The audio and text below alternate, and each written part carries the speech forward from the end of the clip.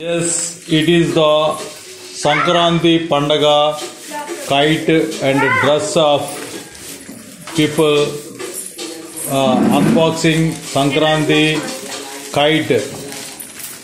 స్లోగా ఇది తీయాలి.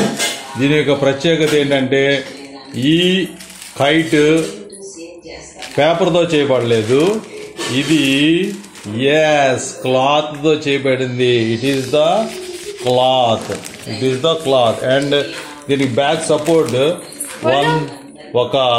ఇదిగో అక్కడ పడిపోయింది. ఈ ప్లాస్టిక్ స్టిక్ ఇవ్వబడింది.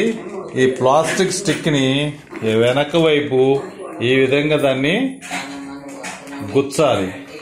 గుచ్చిన తర్వాత ఇక్కడ దారం తీసుకొని ఎగరవేయటమే. Happy pongal kites.